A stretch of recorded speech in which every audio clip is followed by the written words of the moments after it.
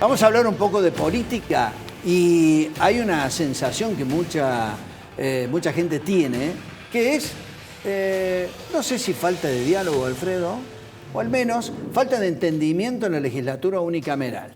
En algún momento cuando ganó Martín Yarlora y se sabía que no tenía una mayoría exclusiva, se hablaba de una gestión especial de quien iba a estar al frente de la legislatura para tratar de trazar algún tipo de acuerdo, entendimientos, tratar de mejorar un poco esa falta de mayoría. Sí, una saludable, yo diría, expectativa de que iba a haber construcción de mucho consenso, habida cuenta de que en el Parlamento provincial no tenía una mayoría el gobierno. Bueno, y pareciera como que lo que hoy realmente falta es consenso. Sí, pareciera que lo logró y a veces uno dice, ¿pero hay oposición realmente en la legislatura? Bueno, esa es la pregunta con la que hemos convocado a la legisladora Brenda Austin para que, como líder de uno de los frentes políticos más importantes dentro de la legislatura, como oposición, nos responda a esto. ¿Hay oposición o no? Brenda, bienvenida. Buenas noches. ¿Cómo estás? ¿Cómo les va? Buenas noches. ¿Cómo estás, Brenda? Gracias por la invitación. La verdad que es una pregunta provocadora. Yo cuando se produjo la elección y vimos esa legislatura en paridad, por primera vez en la historia de la legislatura unicameral, una legislatura diseñada para ganar y quedarse con todo, ¿no? Por primera vez se produce un resultado como este. Decía, bueno, están ante la posibilidad de mostrar verdaderamente si son estadistas o no, y cómo se van a manejar. Si esto puede ser una oportunidad para que Córdoba recupere el diálogo político entre partidos, o si van a buscar disciplinar. Bueno, y la verdad que este ya año y medio de tránsito en la legislatura, me animo a decir que han elegido el segundo camino. Han elegido, lejos de respetar, no a los legisladores opositores o a los partidos que representamos, sino lejos de respetar a la gente que nos votó, lo que están eligiendo es una legislatura de mucha confrontación, una legislatura que no tiene diálogo, que no busca construir los consensos en los temas más importantes, y donde lo que hicieron fue gala de esa suerte de partido cordobés que es disciplinar con el látigo y la billetera, y construir una mayoría ajustada, muy ajustada, con un voto que la mayoría de las veces se lo da el legislador libertario Agustín Spachesi, que acompaña al peronismo en las votaciones difíciles, y que le permite empatar. Y con el voto doble del presidente desempatan a su favor. Creo que es la peor de las salidas que han elegido, por varias razones. La primera, porque se pierden la oportunidad de reflexionar y tomar mejores decisiones. Muchos de los problemas que le terminaron estallando al gobierno los anticipamos. Muchos de los ministros que están mostrando dificultades para tomar decisiones los pedimos citarlos para que vengan a dar explicaciones. No van, ¿no? No han ido, han rechazado hasta eso, rechazan los pedidos de informe. Digo, eso termina después explotando en situaciones como la cúpula policial, la cúpula de Bower, del sistema penitenciario de detenidos, ¿no? Es decir, cosas que veníamos señalando con anticipación. Y también para escuchar propuestas. Nuestro bloque, especialmente el bloque de la UCR, ha sido uno de los bloques que por legislador ha presentado mayor cantidad de proyectos de ley, incluso también de pedido de informe. Niegan esa posibilidad y vuelvo a decir, no a nosotros, sino a la legitimidad del voto de la gente, que es casi la mitad de los cordobeses que eligieron otras opciones. Y han elegido una legislatura de confrontación y de prepotencia. Una legislatura donde lo que vemos, los periodistas parlamentarios que suelen estar ahí sentados, horrorizados ya, cómo cortan el micrófono de manera absolutamente discrecional, cómo cambian las reglas de juego, modificaron el reglamento varias veces para tratar de quedarse con el control de los temas, de lo que se habla, de los tiempos, de quien elige, yendo a una legislatura absolutamente discrecional. Ellos manejan cuándo sesionamos, manejan cuándo nos reunimos en comisión, manejan los temas que tratamos, manejan el tiempo que hablamos. Te hago una pregunta, Brenda.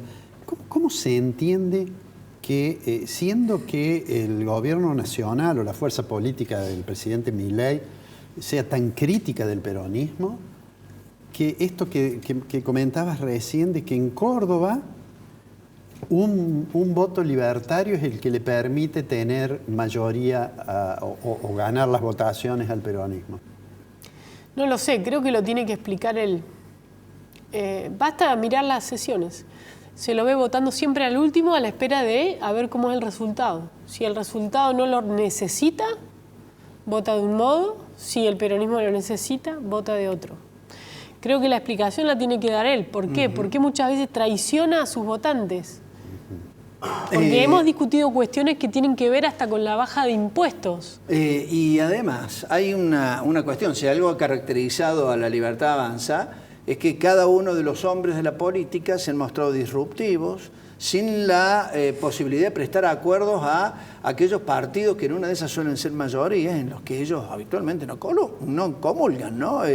Definitivamente con una idea totalmente distinta. Sí, pero te digo más, nosotros hicimos un cuestionamiento fuerte al aumento impositivo, en algunos casos en segmentos en más de 1000, 2000%, y no encontramos eco allí. Encontramos siempre argumentos que sirven de excusa pero no una voluntad firme de decir, bueno, esto es el proyecto que yo quiero llevar y que me acompañen, no estoy dispuesto a acompañarles. Pero tampoco en pedidos de informe, en citaciones. Bueno, venimos de un escándalo que ha sido el tema del APROS, donde nosotros planteamos obviamente nuestras inquietudes, nuestras dudas sobre la paradoja que se produjo el incendio en los pisos que investigan auditorías médicas y fraudes, 2 días después de que se produjo la detención de personas implicadas, algunos trabajadores de la PROS, implicadas en manejo fraudulento de medicamentos. ¿En qué estado ha quedado eso?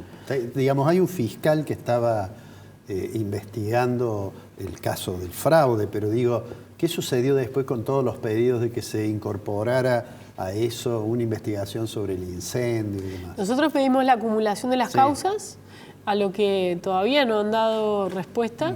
Le hemos pedido, también hemos presentado en nuestro bloque a la justicia directamente que nos eleve la nómina de quienes están imputados en las distintas causas que tienen contra el APROS, porque de lo que creemos acá es que falta una cadena de responsabilidades en lo que estamos viendo, en lo que trasciende, que es la cadena de los funcionarios. Está clara la responsabilidad de aquellos médicos que trucharon facturas o que desviaron medicamentos. También en el caso de la causa de la mafia de los medicamentos, digamos, el involucramiento de otros actores y obras sociales. Lo que no está claro es qué pasa con quien tenía que controlar. ¿Por qué no está imputado? ¿Por qué la cadena de funcionarios que fueron parte del Ministerio de Salud, algunos que continúan y otros que lo eran del gobierno anterior, no están citados por la justicia? Entonces, las dudas que tenemos de la información que se pudiera haber perdido tiene que ver con esto también. Cosas como esas donde la legislatura tiene un rol que cumplir y donde al gobierno le haría bien, si no tiene nada que esconder, dar las explicaciones del caso. Bien. Pero lejos de eso, fíjate que fue escandalosa. Esa sesión fue la última en donde la oposición en pleno nos terminamos levantando del recinto porque se había acordado, hay una reunión previa al inicio de la sesión que es labor parlamentaria, donde van los presidentes de todos los bloques, donde se acuerda quiénes van a hablar, en qué orden, cuántos oradores va a pasar cada bloque, los tiempos. Habían jurado que iban a permitir que el tema de la PROS se discuta. Tanto Miguel Siciliano como Facundo Torres dijeron, este tema no vamos a pedir el cierre de los oradores. Se levantó Facundo Torres, se fue al baño, un legislador, el segundo, hablé yo, le tocaba a uno del peronismo, levantó la mano, pidió el cierre del debate y todos los legisladores peronistas levantaron la mano e impidieron que se debatiera. ¿Esta situación ha sido desde el comienzo así o ha existido un quiebre después del escándalo que apuntó contra una legisladora del oficialismo por aquella cuestión de una contratada, la situación totalmente desdibujada de quiénes son los contratados, qué tipo de servicios prestan, por qué hay tantos familiares de algunos legisladores y qué tipo de servicios o funciones cumplen dentro de la legislatura? Se ha agravado mucho más esta situación donde ¿no hay posibilidad de que la oposición pueda meter siquiera un bocadillo? Mira, te quiero diferenciar los dos temas, sí. Si me permitís el tiempo. Respecto a lo primero, te diría que ha sido así desde el comienzo. Ajá. Y yo creo que hay un responsable de esto, que es el presidente del bloque oficialista, que es Miguel Siciliano, que tiene un modo que yo creo que le va a hacer mucho daño al peronismo de Córdoba, porque ellos se han jactado históricamente de ser esta suerte de peronismo republicano, ¿no? Schiaretti de alguna manera reunía esos atributos. Y él se comporta de un modo muy, muy lejano a eso, de una manera muy abusiva en el diálogo con los otros bloques y en el respeto que le tiene que tener al rol de estos legisladores votados por la gente. La primera sesión que nosotros tuvimos, la segunda, también fue un escándalo. En vez de sentarse a dialogar con la oposición, era donde se discutían dos temas, uno que tenía que ver con seguridad, que nosotros estábamos dispuestos a discutir ideas, y otro que tenía que ver con meterle la mano al bolsillo de los trabajadores con el aumento de los aportes para financiar el APROS y financiar la caja, que lo quisieron hacer a espalda de los gremios, de los trabajadores y obviamente a espalda de los legisladores también. Así arrancamos, en una sesión donde hicieron sentar a ministros que eran legisladores, que habían asumido, que habían renunciado, se sentaban, daban quórum, completamente irregular. Ahora, ¿qué tiene que ver eso con el caso que vos mencionás? Bastante. Porque el modo en que se construyen voluntades, vos tenés dos caminos, o es el diálogo político o es el látigo y la billetera. Sí. ¿La billetera de quién es? ¿Es de la gente? ¿Es de los funcionarios? ¿Es de los fondos que recaudan con los impuestos de los cordobeses? Cuando nosotros dijimos, queremos una nueva ley de acceso a la información pública porque queremos que todos los contratos estén sobre la mesa, que se prenda un reflector y que podamos ver quién tiene contratos, qué categorías, cuánto le pagan, es porque también suponemos que ese manejo discrecional beneficia y castiga en función de cómo se producen las votaciones dentro del recinto. Entonces yo creo que lo que ha destapado ese escándalo que tuvo una emergente, pero que el problema es sistémico, es que el peronismo se siente que maneja las instituciones, en este caso la legislatura, como si fuera un patrón de estancia y como si esos recursos que son de los ciudadanos le pertenecieran y fuera su billetera con la que construye la mayoría. Entonces, siempre cuando decimos que la madurez de las instituciones depende también de la alternancia, tiene que ver con esto.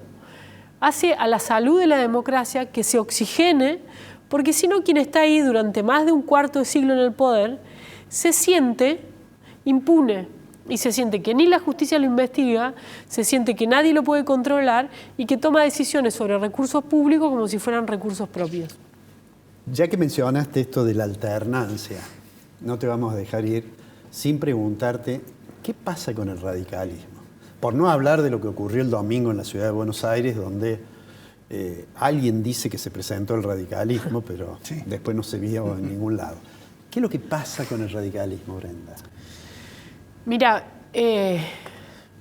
me permito diferenciar las situaciones. Creo que en Córdoba el radicalismo tiene una fortaleza.